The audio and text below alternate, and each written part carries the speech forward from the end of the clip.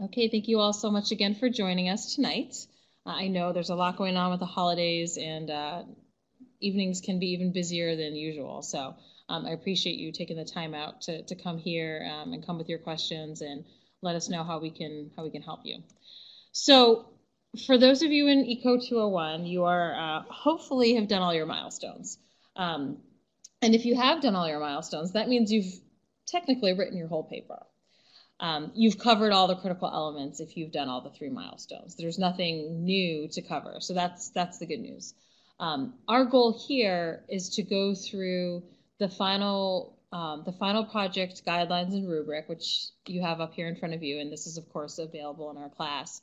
And to go through the rubric specifically and point out the differences between the milestone rubrics, which you've already been graded on, and the final project rubric. I alluded to this, or actually, no, we went over it a little bit in the first milestone review session that maybe some of you were able to join for or watch the recording of, to let you know about the differences between the rubrics. So now we're just going to go through that again as you're making final edits to your paper, looking to incorporate feedback from your instructor, and just make sure that you meet the new guidelines, the new requirements based on this final project rubric. All right, I don't see any questions yet in the chat, but please feel free to post them as you have them. We shouldn't take necessarily the whole half hour, so any questions you have, we'll definitely have time to cover.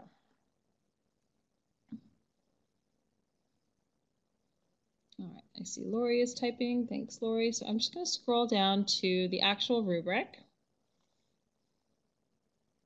So Lori, that's a great question. So Lori asks, we are basically just combining everything and polishing it up. Essentially, yes. So Lori, what you've done so far is kind of like if you were writing a book and you write a few chapters at a time and you have deadlines for your publisher, and every couple months you have to send them some new chapters. That's what you've done with your milestones. So every couple of weeks you have to send your instructor a new section of your paper. The first milestone was the first section of the paper. The second milestone were sections 2 and 3 of your paper. And the last milestone were sections 4, 5, and 6 of your paper. So at the end of the day, it's all part of one paper, just like each chapter is part of one book. So you're going to have your title page in APA format. And then from there, you're going to go into section 1 of your paper, which is, the overview, the introduction to the paper, which all papers will have. And then the overview of the company. And then section 2, supply and demand. Section 3, price elasticity of demand. Section 4, cost of production. Section 5, overall market. And then section 6, your recommendations. So that's what your paper is going to look like. And I obviously won't say section 5, but each of those sections should have a title. That's what the final paper guide shows you. So when you look at the final paper guide, you'll see that each section has a title, and it's very basic, like overall market. You can jazz it up a little bit. You could say, if you're doing Nike, you could say athletic footwear and apparel market, or something like that. You don't have to keep the plain name that we have in the final paper guide, but you're more than welcome to. One of the reasons you ought to do that, and it's not so much that you're going to get docked a lot of points on the content of your paper, but it helps you stay organized. It is a facet of APA formatting of your papers that will come in handy in future courses. And it helps your instructor know when you've moved on to a new section and when you're covering new elements. So it has a lot of benefits for you, even though there's nothing specifically here in the rubric that says you must have these section titles. Yeah, it makes it a lot clearer for us to read, and which is why most papers that are set up like this in APA format will have section titles. It's very common if you were to read any academic papers or research papers that are published in academic type journals, they'll follow a very similar pattern. So we're asking you to do the same kind of thing here.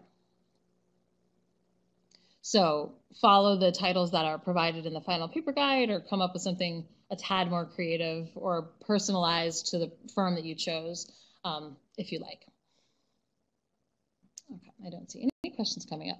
So this is the final project rubric. So the basic difference here is that we now have an exemplary column, and the point, or the percentage values rather, have changed. So we're going to go over this new exemplary column and what it means to go from proficient to exemplary. So Vivian has a question. Is there a limit on how many pages? No, Vivian, there's no limit. And I know that the rubric says that this is going to end up being about a 7 to 9 page paper. And a lot of you are probably thinking, wow, mine's more than that, like a lot more than that. So a couple things to keep in mind. 7 to 9 pages is more thinking of content, right? But of course, you're going to include charts, and charts take up a lot of space.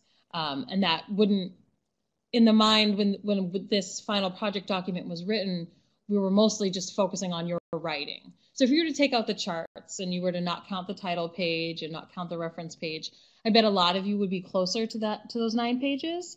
And also what I find is that students tend to include information that's not always necessary to meet the rubric elements, which happens. You know, this is a new subject for students, so we expect a certain level of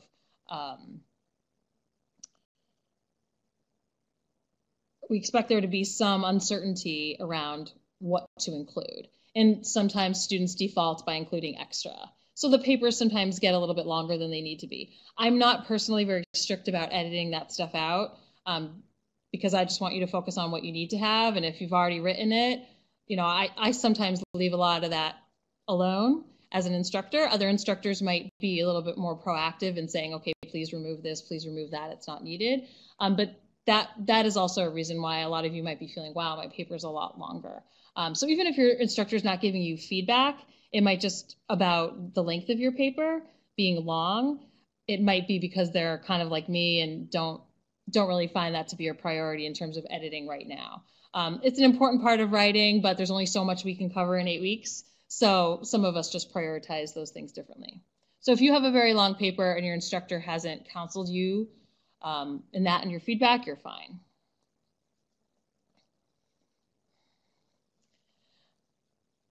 So Lori mentions it not being long enough. I don't think I've found a student who covered every element and not have their paper be long enough. And if you missed an element, or if you missed going into enough detail on a particular element, you would get feedback from your instructor. So it wouldn't so much be because of the length, but because you didn't really fully address some critical elements, and you'd get feedback. And then you'd know, okay, I have to add this based on my feedback. So Lori, if you're not getting that kind of feedback from your instructor, then you're probably fine in terms of length. And Rob B asks, is it mandatory in the reference section to alphabetize all last names, or can I list references chronologically as they are used in my paper? Yep, thank you, Ellen, alphabetize. That is the APA format, is to have each reference alphabetized. Yeah, I think other citation systems, not APA, but others, might do it based on when they show up in the text. I think Chicago style does that. That's what I used way back when I was an undergraduate. But for APA, it has to be in alphabetical order. Yep. Okie dokie. So we've got our final project rubric here. And on your milestones, if you recall the wording, you'll recognize all of these critical elements. So you've already, like I said, you've already covered all the critical elements. And you'll recognize proficient, needs improvement, and not evident. So all of those columns and the descriptors within those columns were part of your milestone rubrics. The difference being the percentage value of each. So on your milestone rubric, getting a proficient was 100% score. So if that element was worth, let's say 10 points, and you got a proficient, you would have gotten all 10 points. Here, you'll see that a proficient is now only 85%. So if it was worth 10 points, now you would only get 8.5 if you weren't performing at the exemplary level, but just at the proficient level. So there's a couple of things I want to point out here. because there was no exemplary column or anything to check off on your rubric when you were graded in the milestones, you might not know, well, am I at proficient? Am I just at proficient? Or am I actually already above proficient and I'll get exemplary once I submit this, my final draft? So that's really the distinction you have to make, and that's where your instructor's feedback comes in, and that's where reading the rubric comes in. So your task here and your editing process is to compare side by side. If you've got a proficient, read the description for proficient here, read the description for exemplary, and see based on your work and based on your instructor's feedback if you think you're at exemplary. If you're not, and you'd like to be, you can make the edits that are necessary to get there. If your instructor said very clearly, this is already great, you don't need to make any changes for the final draft, then you're already at exemplary. If they didn't leave feedback on a particular element and you scored proficient and you read the exemplary column and you're very confident that you met that bar for the description in exemplary, then you might want to just leave that and focus on some other elements that need a little bit more improvement. So that's up to you. If at any time you're unsure, gosh, I'm not really sure if I need to make any edits to this element, I'm not sure what I should do to make an improvement to this element, that's when you ought to reach out to your instructor. They're the ones that are going to grade you. They're all using this same rubric. So reach out to them so you are crystal clear if the feedback they provided you isn't clear enough, what you need to do next, and they'll give you that additional feedback. All right, I see a couple of people typing, but it doesn't look like we have any questions. So there's a couple particular elements that I want to go over in particular because moving from proficient to exemplary often takes something very specific that's easy for students to miss. But if you know about it, it's very easy to add. So kind of, some low-hanging fruit that I want to make sure that everyone's aware of and nobody misses just because they forgot to read through each of these carefully. I know that there's a lot of elements to cover in the paper, so I can appreciate how that might be easy to miss. So the very first one I want to cover is actually the first one, introduction, purpose. So when we wrote this in milestone 2, and I know there's always a little bit of anxiety about talking about the purpose of your paper and what your conclusions are going to be before you've finished your research and writing your whole paper. That can be difficult. So we purposely asked you if you felt that you couldn't go into some detail to keep it vague. And that's what most students do, and that's fine. But now is the time to come back and be less vague. You've written your paper now. You know what your recommendations are going to be. You know a lot more about your company. You know a lot more about the industry that they operate in. So you're going to come back and add in that detail and be sure to make it specific to your company so that the descriptor here is asking you to use industry-specific language to establish expertise.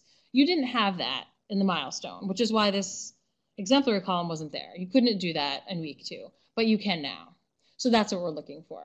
So it shouldn't just be very generic, like you could change the name of the company and still have the same introductory paragraph. It should be something that's unique to the firm that you chose.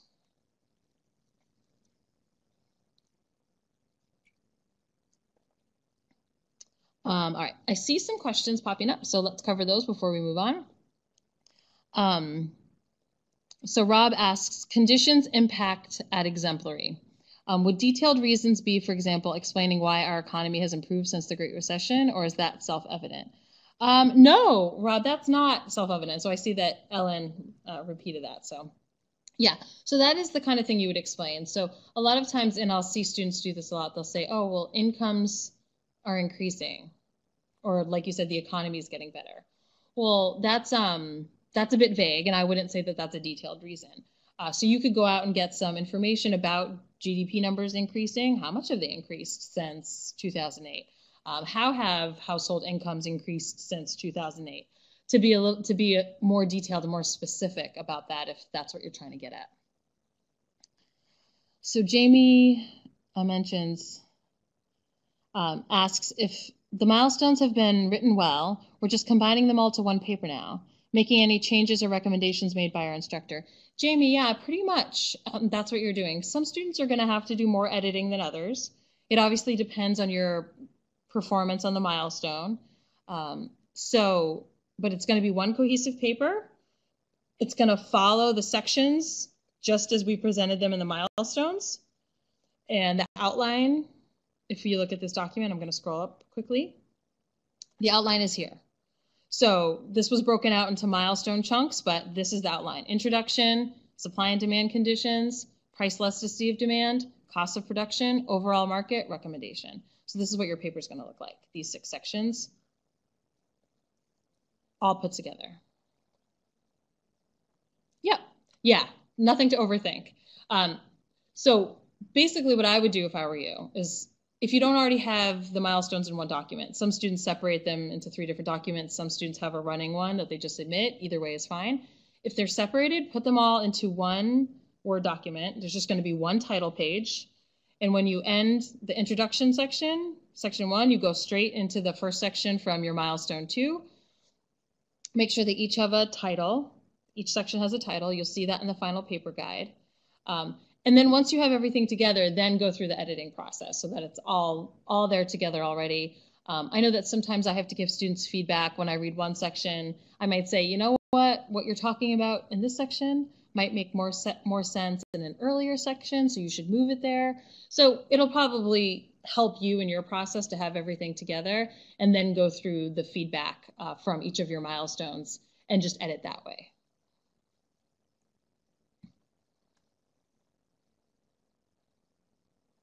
So right, and again, in the editing process, you're going to be looking at your instructor feedback and reading the exemplary columns here. So it's really a 2-pronged approach.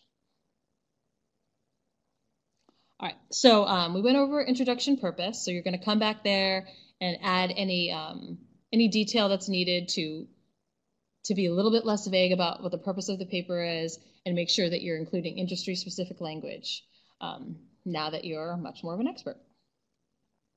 A lot of these you'll see are just to be more detailed or to add more examples. So that's very common throughout, and those are fairly self-explanatory. But the next one that I want to talk about specifically, so price elasticity of demand, consumer responsiveness. So this one, oops, bear with me here. This one right here at the top of the page. To get full credit on here, it's asking you to review all the factors of price elasticity of demand and apply them to the product that your firm sells. So a lot of times students will pick maybe the 1 or 2 or 3 most relevant ones and discuss those in their milestone, which is great.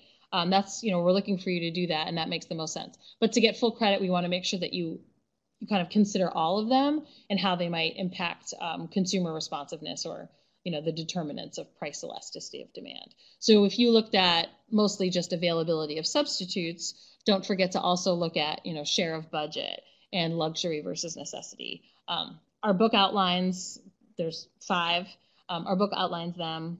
So, just make sure you're addressing those. All right, so that one is a particular one that's generally pretty easy for students to come back in and add. The next one that is easy to miss but easy to fix is overall market share. So first of all, and I know we talked about this in the milestone review webinar, but it always bears repeating. If you did talk about stock price for market share, that's not what we're looking for.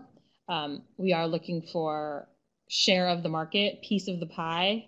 So if you're in a $1 billion industry and you're selling $300 million of the product, you've got 30% of that industry, that situation. So let's say, you find data for your company and for their top competitors. To get exemplary here, you have to do everything that's in Proficient that you needed to do for the milestone, but also present the data graphically and over time. So you've got the data. Usually what students do is they put it in a pie chart, but bar charts can work too, especially if you want to show it moving over time. I've seen line graphs. for students who are in industries where the data is really easy to come by and they can get the market share data for like many different years for their company and their top competitors, and they can graph it all out. So you can see which companies are moving up in market share, which companies are moving down. Not everybody's that fortunate to have this specific kind of data that readily available for so many different years. But if you have it, that's a great way to present it. But you do need to show something. You do need to show some of the data graphically to get exemplary credit here. Yeah, 5 years would be ideal. So, I mean, there are some that, like I said, that are really easy, like cars, automotive manufacturers, airlines are really easy ones. I'm trying to think of others on the list that I know are generally easy to come by. I'm blanking now, but yeah, there's a couple on the list that are in that category because their markets are well defined and well researched. So. I see Ellen typing, so maybe she remembers. Yeah, so yeah, like Ellen says, you want to be able to see the trend. So showing it graphically is just because it's much easier to see it than to just write the numbers in a sentence or even in a table. When you see it represented in a graph, it's much more powerful. So we want you to get in the habit of that when you're sharing numerical information in this way, to understand the power of showing it in a graph, because just writing it, doesn't sell it as well as a graph does as a picture. And the over time bit lets you know, okay, is your company gaining or losing market share? I mean, if they're at 50% market share today, that might be great, but it's not great if they were at 75% market share 3 years ago. Okay, so the next one that's got something very specific to get to exemplary is the one right underneath this, which is overall market barriers to entry.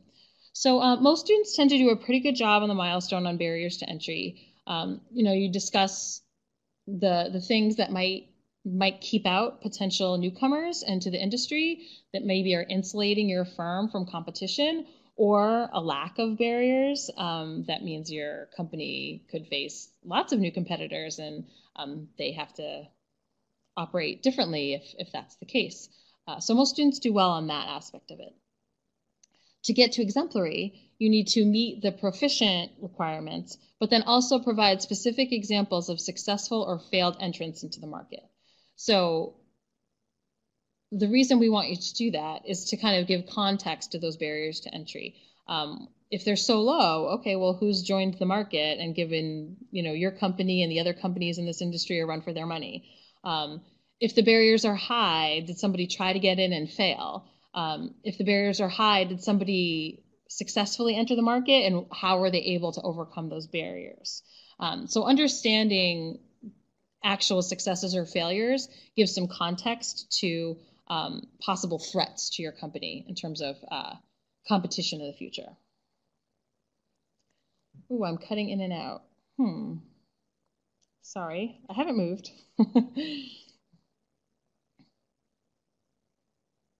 I see a lot of people typing, so I'm hoping that it's getting better. Rob B asks, is a single failure adequate, or should we have a success as well? You know what, to be honest, Rob, when I grade this, 1 is okay for me, although I see that it says examples. I mean, and it doesn't have to be 1 failed, 1 successful. It could be, all failed, all successful.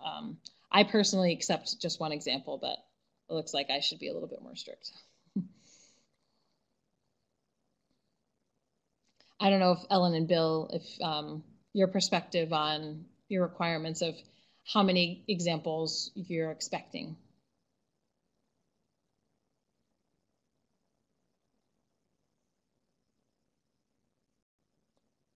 So they're going to chime in for us. Great question though, Rob.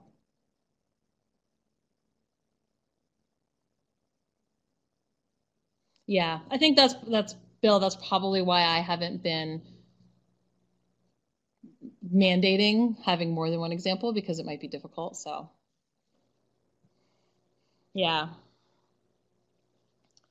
So that's been my experience, but it might depend on your industry. If you can only come up with one example and you're worried about it, you can always email your instructor. You know, if you email them tomorrow, Friday, even Saturday, they should let you know, definitely within 24 hours, they ought to.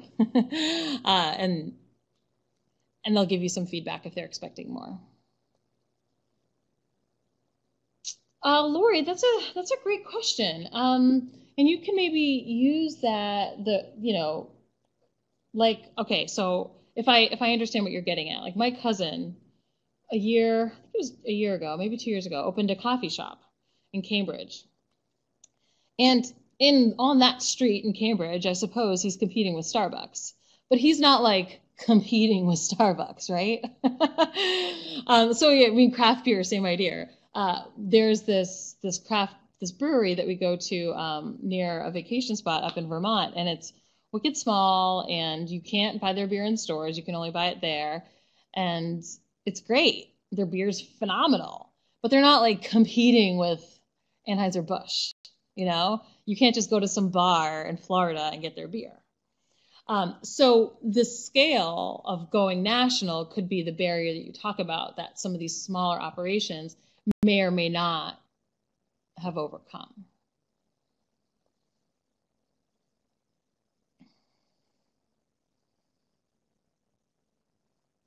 Yeah, and even in the craft brewery, it's very regional, but then you've got these examples of like a Sam Adams that does have more of a national footprint.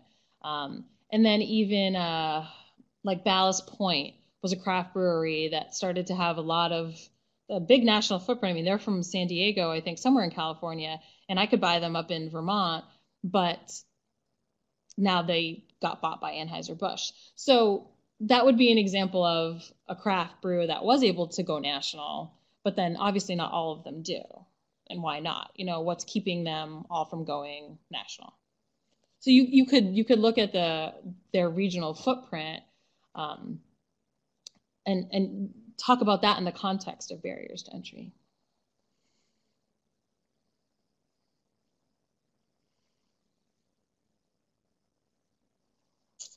Susan, that's a good question. We're almost at time. I don't want to get too deep in the woods on any one particular paper without knowing what company. Are you doing Sam Adams? Are you doing BBC, Susan?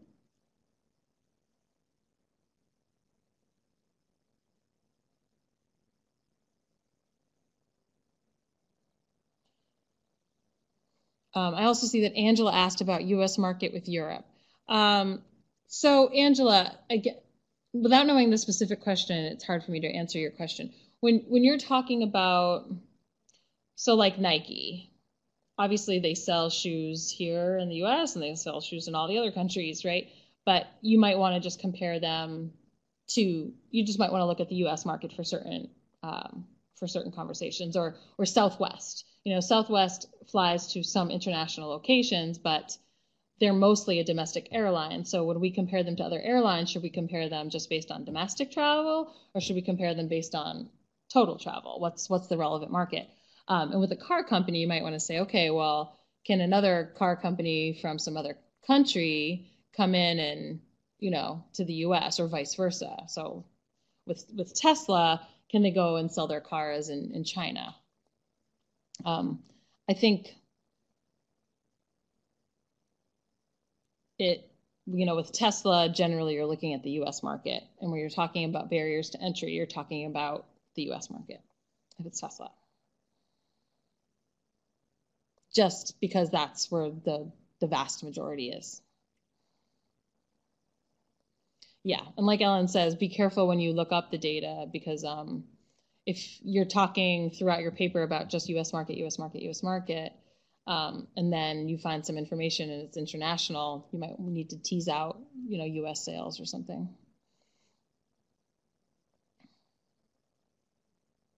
Yep.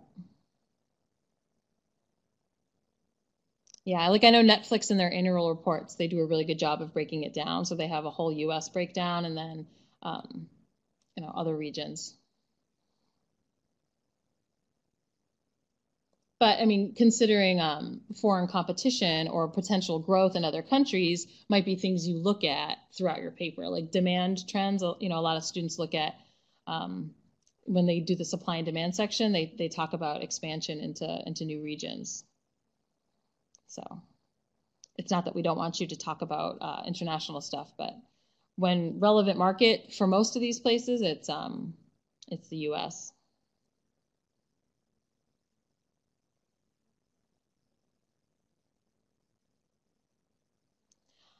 Okay, well, we are 1 minute past time. I did cover the ones that I was hoping to cover, so those were the really standout elements. So thank you guys so much for joining tonight, and thank you for your awesome questions. Thanks, Bill and Ellen, for your help, and Kiara too. I think Kiara's here for our 202 students, but she's working double duty, answering our microeconomics questions. Or are you 201 this term, Kiara? I can't remember. Oh, you are 201 this term. Okay. Well, thank you. Thanks for joining. And thank you 202 students for coming and for your patience. I feel like we always go a little bit over with each of you, so I'm glad that you guys are able to hang on with us. All right, and 201 students, best of luck. Any doubts you have about your feedback, any doubts you have about the rubric, any doubts you have about your own work and how to edit it, email your instructor as soon as possible. Get those questions into them so they can get their answers back to you, and you can incorporate that into your final draft. Best of luck, guys. All right, now 202 folks. We have some new things to cover, so we are going to focus on that tonight.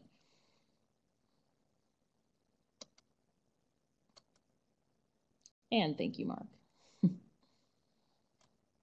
Okay, so I'm just going to do a quick review of what your final project's going to look like for macroeconomics, and then we're going to go over the 4 new elements that you need to include. It's really important that you don't forget those because it's very easy to forget them, and then you don't have a lot of time to potentially fix it if your instructor allows, because we just have a week left after this assignment is due. And it's Christmas, so I know a lot of you are going to be super busy with that. All right, so your presentation is either going to look like this or going to look a little bit more interesting than this if you decided to play around with PowerPoint. Totally up to you. But you're going to have your title slide, and then you're going to have your 10-year period of U.S. economic history overview. This is just setting up for some of the elements to come. This was from your first milestone. The GDP slides, also from your first milestone. Unemployment and inflation slides from your first milestone. Interest rate slides from your first milestone, probably just one slide. And then we get to a new slide. So remember, you're going to be putting all of your slides together into one PowerPoint presentation if you haven't already. So if you submitted your milestones as 3 separate files, that's fine. They're going to come together now. So, and this should be the order that they fall in. So after interest rate slide, you're going to be adding in the first of your 4 new slides. So this one is on foreign trade, imports, and exports. So this is part of the data section. So just like above, you had the data on interest rates, you had the data on unemployment and inflation, you had the data on GDP. And then you did some analysis and talking about how it tied in with economic models and events in the economy. This is going to follow a similar pattern because it's technically part of the same section. We just couldn't include it in your first milestone because, of course, we hadn't covered foreign trade until week 6. So now you're adding it in. So it's going to show up here. On this slide, you're going to show the import and export data, annual data for your 10-year time period. So there should be 10 data points for imports and 10 data points for exports.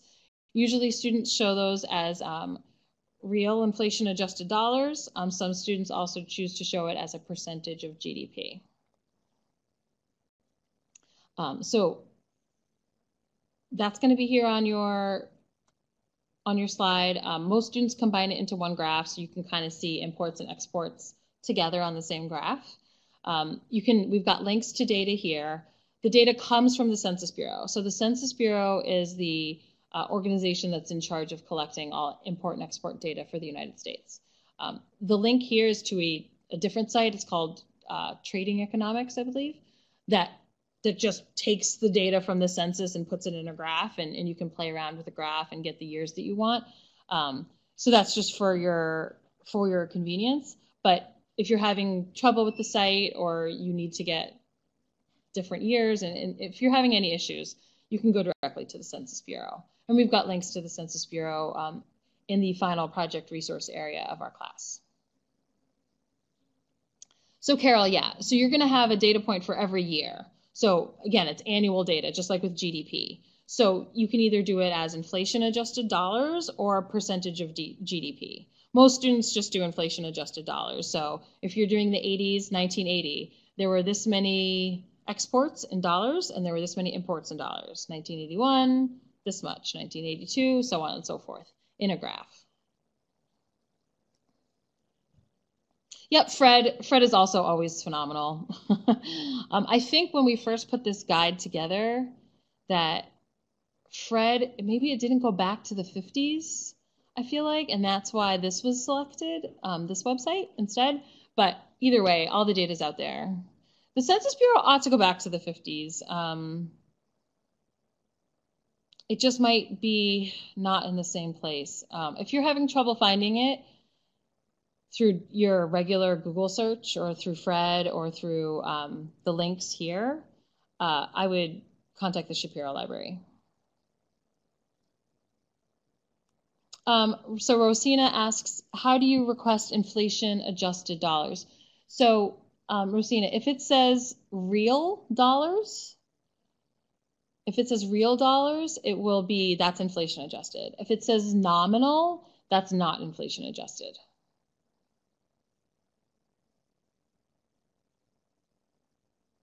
Yeah, and in some decades, the inflation adjustment isn't quite as critical as others, but you should always use it so your data is not skewed.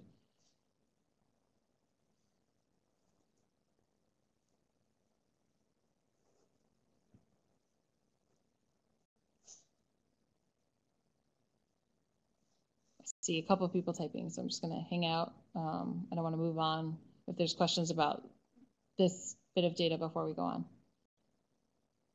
Okay.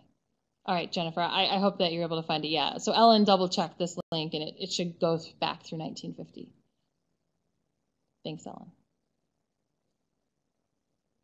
Awesome.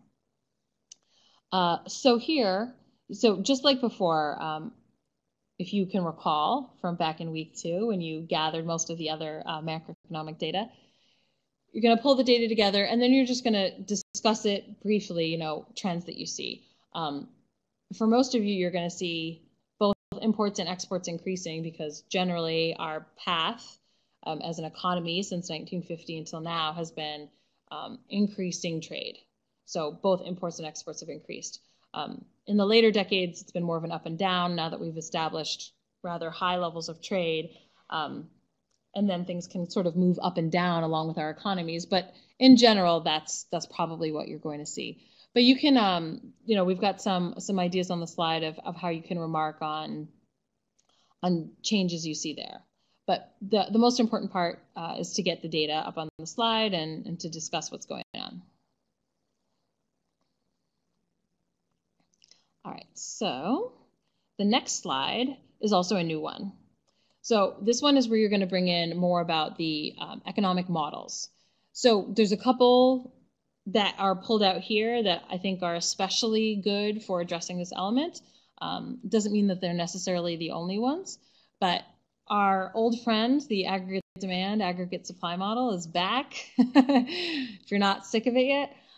So the aggregate demand, aggregate supply model can definitely be used to talk about anything trade related because imports and exports are part of the GDP formula, which of course is what the aggregate demand curve essentially represents. So things that impact either imports or exports can move that aggregate demand curve. So you can talk about that relationship, but make sure to talk about it in terms of things that actually occurred, not just in generalities. You want to make sure that whatever you're talking about is something from your decade, not you could write about any 10-year time period. So that's where you're applying it to the 10-year time period you chose instead of just repeating a general macroeconomic identity or relationship. Another one that you could talk about here is comparative advantage. So I actually read a joke about this earlier that I won't bore you with, but it's making me think of it. I follow a lot of economists on Twitter, so I hear a lot of bad econ jokes. But anyway, so comparative advantage is it's a trade theory way back from David Ricardo, and it basically talks about how certain countries can specialize in certain things, and other countries can specialize in other things, and then they trade with each other, and they do that based on their comparative advantage. What they have the lowest opportunity cost of doing is where they should specialize, and then we can all be better off by then using that to trade. So you can talk about that in terms of how our trade levels have increased and who we trade with and what kinds of things we trade. So obviously China's the most obvious example. If we want to think about that, things that they can do at a lower opportunity cost, like low-skilled manufacturing, although now it's getting better. But, in general, we think, oh, they make all the little toys that I get for my kids. And we have the comparative advantage in maybe, engineering. We design the iPhone and they put it together, right? That's the comparative advantage showing itself there. Who has the advantage in one area and who has the advantage in another, and then we trade to increase production in total. So those are a couple of different models that you can apply here to your 10-year time period.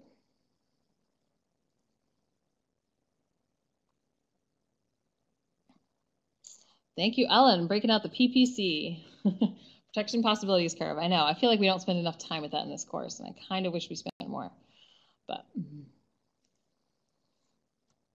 And just the joke was about our Secretary of Commerce being very surprised that we sell a lot of beef and corn to Korea and they sell a lot of cars to us, and that he was very surprised by this. But I was thinking our macroeconomic students would not be surprised by this. It's just comparative advantage in trade at work. I don't know. Maybe he was pretending to be surprised. I don't want to speak out of turn, but the quote was funny to me. All right. So doesn't look like we have any questions about incorporating those models. Fingers crossed that he didn't mean it. So after you've got your trade slides, then you're going to put in your fiscal policy slides. So you've already done this. You're just going to insert them in there. We'll talk about the editing in a bit. So you've got your fiscal policy slides. It's usually 3 to 5 slides for most students. And then your monetary policy slides, same thing. Most students, it's about 3 to 5 slides. Should not be less than 3 slides, certainly. And then we're at the end, and this is where 2 more new elements come in. So you're going to need 2 more slides here at the end after you put in your monetary policy slides. So you have your conclusion slide, and this is basically a summary of your presentation. So here we're looking for you to include a couple of key data points and just tie together the economic story of your 10-year time period. So really the highs and the lows of what all happened. And again, be sure to include some data points because that is required if you look at the rubric. Generally, students have no problem with this. So I think it's pretty self-explanatory as long as you remember to include some macroeconomic data points that are most relevant. That's going to be different for everyone. You might want to mention a high point for GDP or a low point for GDP, or compare a low and a high point. Same thing for maybe inflation and unemployment or interest rates. Yep, and of course, review the policies because you obviously spent a lot of time doing that. So really a wrap up of the analysis that you've done. And then the last one is the agree, disagree slide. Feel free to retitle that. or you can just leave it as is. But here's where you get to discuss your thoughts on the policy actions that were implemented during your tenure time period. Now, there's going to be a handful of them, so you might want to take each one and say, this one I agreed with because of this one I disagreed with because of that. You might feel the same about all of them, that they were all good choices or that they were all bad choices. I don't want you to feel like you have to say yes to all or no to all. You can treat them each separately. When you do discuss whether you thought it was a good policy choice or a bad policy choice, just be sure that your reasoning is based on macroeconomics and not on some other facet. Now, policies might be bad for other reasons, and you might have other reasons to think that they're bad, and that's valid, but that's not what we want you to do here on this slide. So think about, based on macroeconomics, was this a good policy move or was this a bad policy move?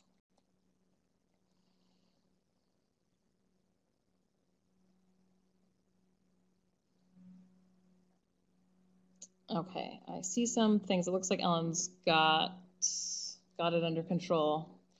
Thank you, Ellen. I think she's Batman and I'm Robin. But yeah, and again, on this slide, I find that students don't generally have a problem doing this, making sure their reasoning is macroeconomic based. But I always like to reiterate that because I know that, especially when it comes to macroeconomics, a lot of this stuff can get political, and that's fine. I don't want anyone to necessarily shy away from that, but we do want to keep the focus of our arguments on the macroeconomic concepts and tools that we've developed, because that's going to further show your understanding. And if you ever do want to have a conversation about this, or in the future when you're thinking, about how is this policy that's being discussed by lawmakers going to affect me? How is this policy going to affect my state? How is it going to affect my town? How's it going to affect my industry? If you're a business owner, how's it going to affect my business? You'll need to have that good macroeconomic reasoning under your belt to make those sorts of calls. So this is kind of a first step in flexing those muscles, so to speak.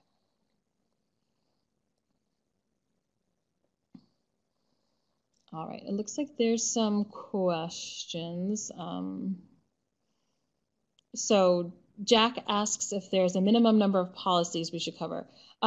For this slide, yeah, I don't want to say that there's a minimum. I would say that you should cover both fiscal and monetary policy, at the very least. So if you just talk about what you thought about the fiscal policies and ignore your thoughts on the monetary policy, that would be incomplete. If you talked about two very big fiscal policy events, or fiscal policy actions in your time period, and you only then give your opinion about one of them, then I'd say that that's incomplete.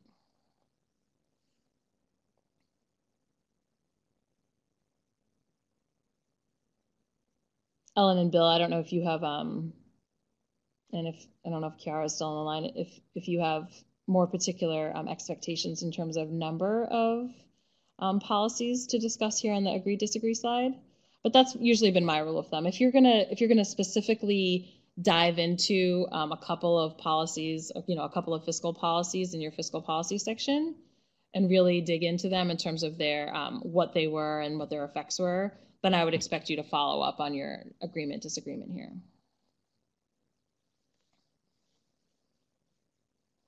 And sometimes you combine them. You'd say these two policies, I thought both were great for this reason.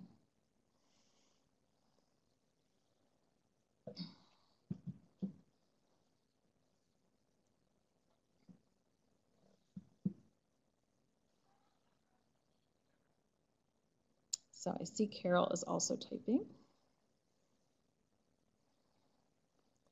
Just want to make sure we don't miss anything before we jump over to the rubric, since we've got time, which is great.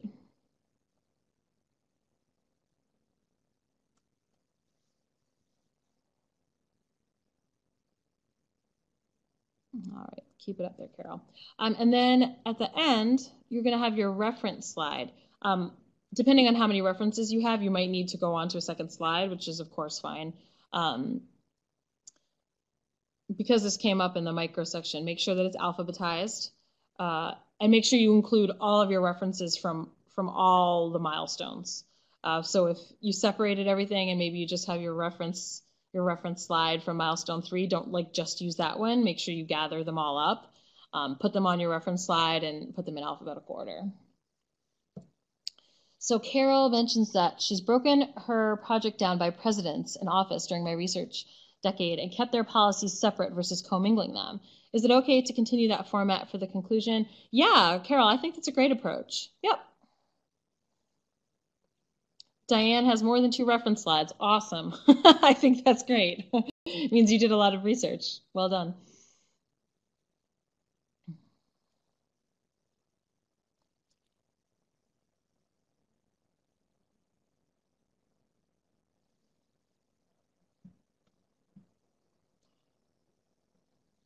All right.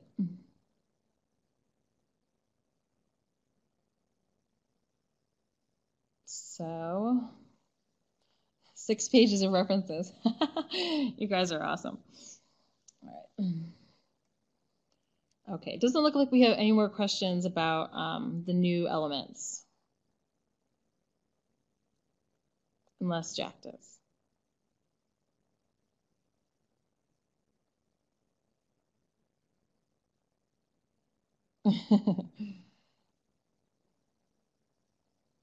Just give that a moment before because I'm gonna now that we've gone over the 4 new elements that you need to add here, we're gonna go over to the rubric and I'm gonna talk a little bit about the changes. Oh man, we've got the superstars on the call tonight, Ellen.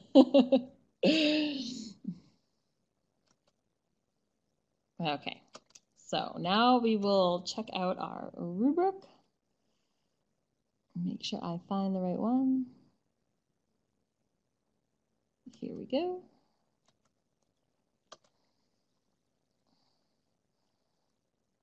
All right, perfect. So I really hope you're all already kind of familiar with this document. It is what you are expected to read in week 1 for your discussion board.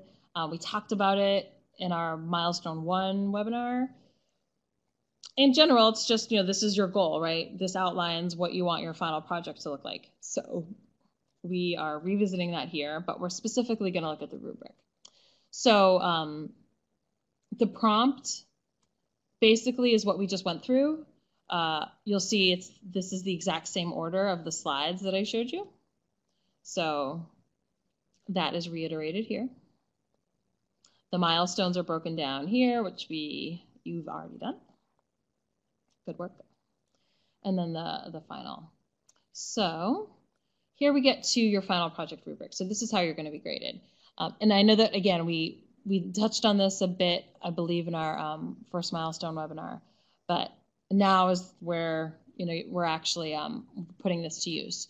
So in your milestone rubrics, when you reviewed your grading, you'll notice that there were 3 performance levels for each of the critical elements that you were scored on. There was proficient, needs improvement, and not evident. So with the exception of the 4 new elements that you're going to be adding for the final draft, you've already been graded on all of these elements, but there was no exemplary.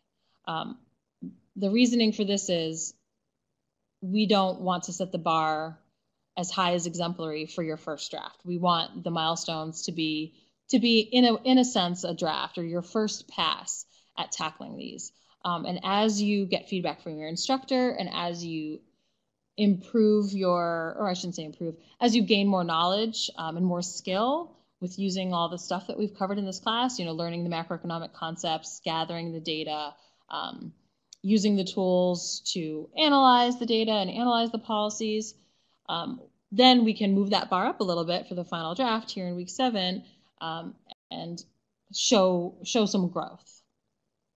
So that's what this is about. So proficient on your milestone, the descriptor is exactly the same. So if you read here under proficient for any of these elements, It's going to be the exact same language as it was on the milestone. Same thing for needs improvement. But the point value is different. So on your milestone, a proficient earned you a 100% score, and needs improvement earned you a 75% score. But now that proficient is 85%, and that needs improvement is 55%. So let's say that you had a milestone where across the board you got needs improvement. You would have had a C on that assignment. You would have had a 75%. And you don't make any edits. And you're like, nope, I'm okay with a C. That's fine. I'm going to leave those elements as is. If you do that, you will then have an F on those elements because now it's a 55. And I don't want that to happen to any of you. Certainly, I don't think you want it to happen to yourselves, thinking that you're going to get a C and then it comes back and it's only worth 55%. So you will need to make some changes, especially if you're in the needs improvement category. So if you were in needs improvement, generally speaking, you would have gotten some detailed feedback from your instructor on maybe what was missing, on what needs to be added, on any misinterpretations or mistakes that might have been made. You'll have feedback on all that. In the proficient category, it can sometimes be a little, for some students, they might not be as certain about changes that need to be made or if changes need to be made. So there are definitely times where students do a really phenomenal job in their milestone. And even though it's just the milestone, they've already reached the exemplary level of work for a particular element. That happens a lot. The project guide that we just went through with the slides does have this final project with the exemplary level in mind. So if you're following that and you've got 6 pages of references and you're doing all this research, you might have already met exemplary for a lot of these elements, which is awesome.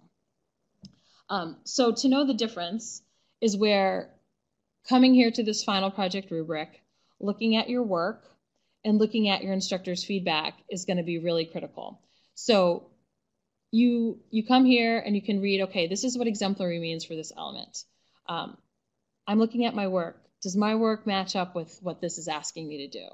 Does my instructor's feedback give me any more insight? Is it telling me that I've done a good job? Is it saying this is excellent, you don't need to make any changes? Is it giving me a little bit of direction of what I can add for the final? So those 3 things put together should give you what you need to know if you need to make changes, if you would like to get to exemplary, or to know if you're already where you need to be and you don't need to make changes. If you're unsure, if you look at one of these elements and you're like, gee, I'm looking at my feedback on this milestone, I'm looking at my work, I'm not really sure if I need to make a change and I want to make sure I get exemplary on this element, but you're not sure if you're there yet or what changes could be made, that's when you can reach out to your instructor and get a little bit more detail on if anything's missing, on what might need to be added for you to get to that level. They're happy to give that feedback proactively if you're looking for it before you submit your final draft. And Ellen mentions in the chat that if you don't include speaker notes, even if you do an awesome job on the slide, if you don't include speaker notes, that automatically bumps you down to needs improvement if you take a look at the rubric. So that's an easy fix, thankfully. So don't let that be the thing that bumps you down to needs improvement, certainly.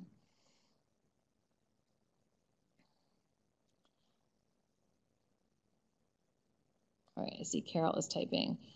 So Carol asks, if you have been achieved proficient status and the instructor did not necessarily add any suggestions, is it reasonable to conclude that you are already in the exemplary category? Carol, I would definitely still come here and read what it says in exemplary to make sure. A lot of times it's very specific, and we'll go through a couple of examples. A lot of times it's just adding more detail.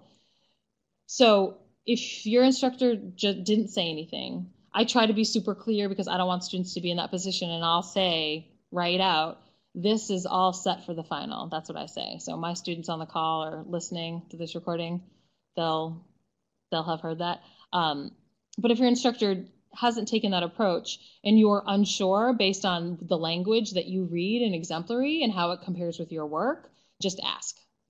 If you read the exemplary descriptor and you're like, I don't really think my work matches that, then just do what you can to get it there, regardless of the feedback your instructor gave you, is what I would say. Yeah, so Carol, if you've already been working on this rubric, then most likely you're probably in a very good position, and I think that that's the best way to go about it, which is why I always try to show this in the first milestone. Yeah, but always good to go back and check. Now that everything's put together, now that you've got all these weeks under your belt, to come back here and be like, okay, is there anything more I could do in this element to make sure that I've showed a nuanced insight, right? I mean, that's a bit vague. But you can always go back in and maybe add a little bit more explanation in your speaker notes where maybe you didn't have a lot the first go around, if you were at all concerned. And again, always ask your instructor. They're the person who's going to grade you. So they're obviously the best resource to say, hey, on this element, am I all set or do I need to do more?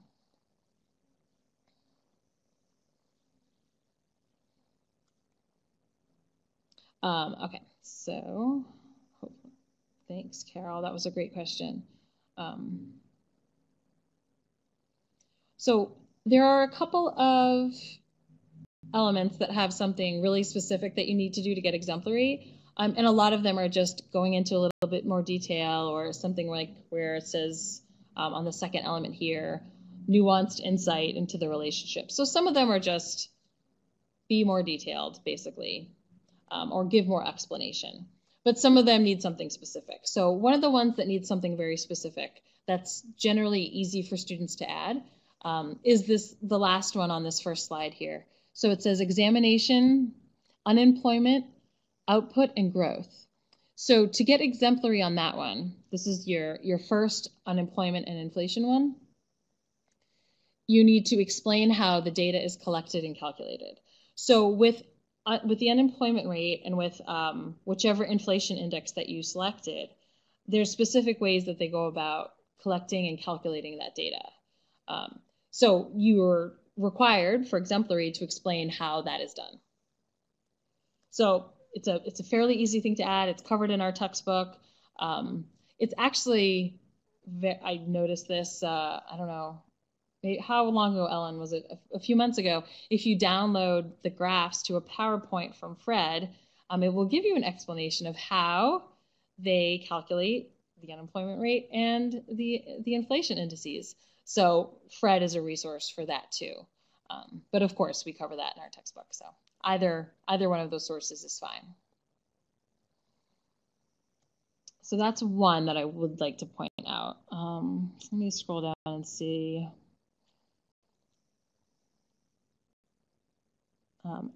So when you get to the policy section, a lot of these, I think almost all of them,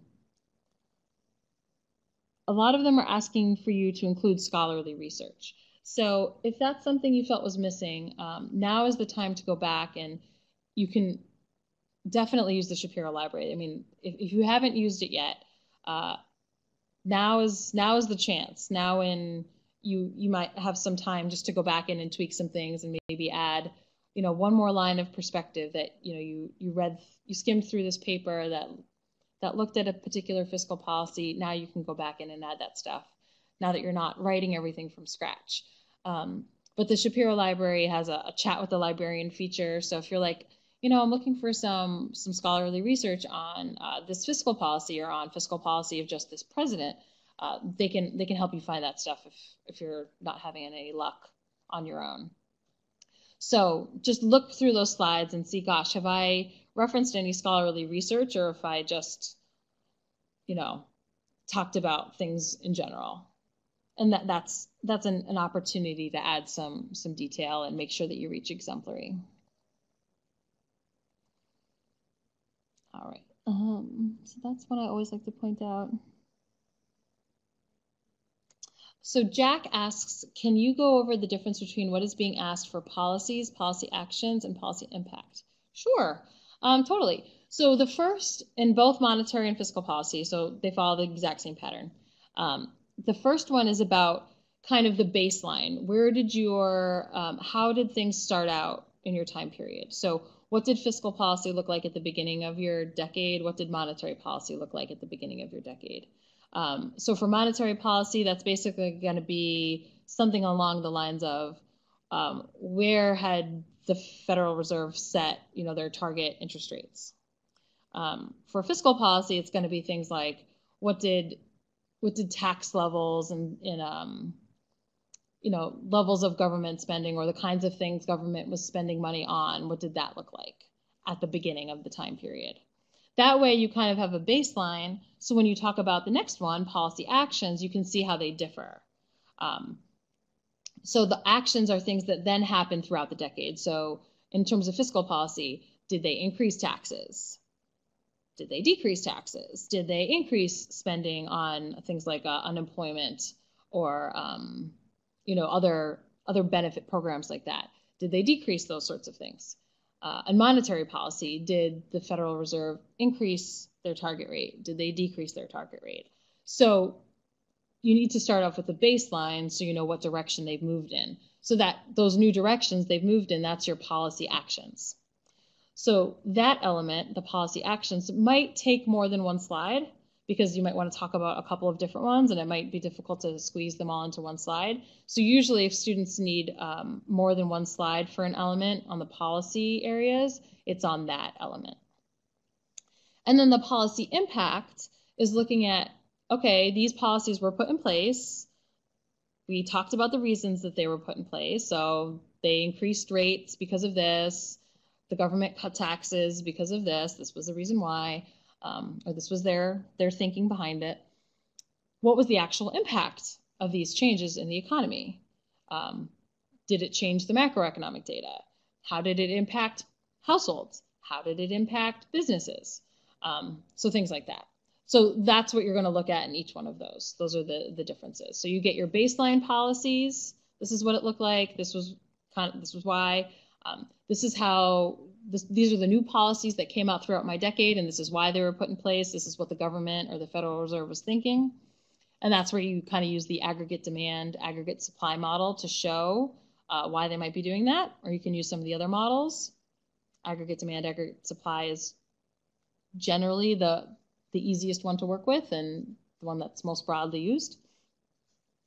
And then the policy impact, look at how it impacted the macroeconomy and look at how it impacted households and businesses. Hopefully that answers your question. And definitely if you're concerned, I hope that our last milestone, the last 2 milestone webinars were helpful, where I essentially explained that. So you can go back and take a look at those webinars.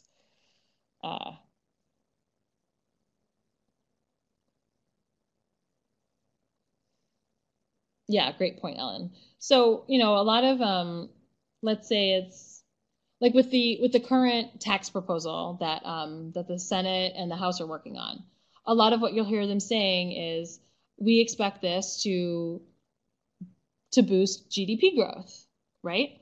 So so if you were doing this project, if you were in this class 5 years from now, you'd say, okay, in 2017 or 2018, by the time, if it happens, they put this policy in place with the expectation that they would see GDP rates go higher. Did we see GDP rates go higher? What was the impact? That would, that's one way you can just look straight at the macroeconomic data that you've already collected. They put this policy in place to lower unemployment rates, some years. Did it work? Did we see unemployment rates come down? Inflation was too high. This policy was put in place. Did it work to bring down inflation? So the nice thing with that is, you've already got all that macroeconomic data and you can compare it. So that's easy. And then also look at the more direct impact on businesses and households. So, when, like, let's say something like interest rates are increased, what does that mean? Are businesses investing less? Are people not buying as many houses or as many cars?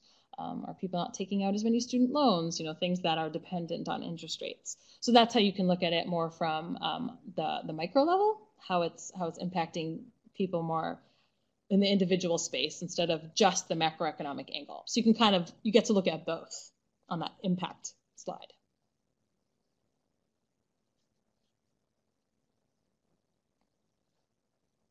All right, now we're 10 minutes over. So I think we've covered the specific things that I wanted to point out.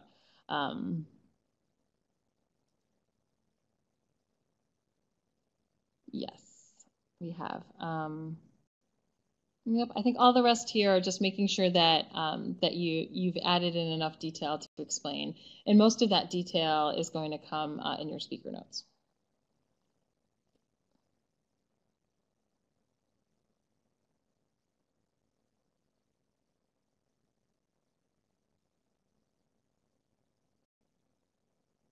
Oh, Trina, I'm so glad to hear it. Thank you guys so much. Thank you all for joining us, and for those of you celebrating, have a very, very Merry Christmas the day after this course goes to bed.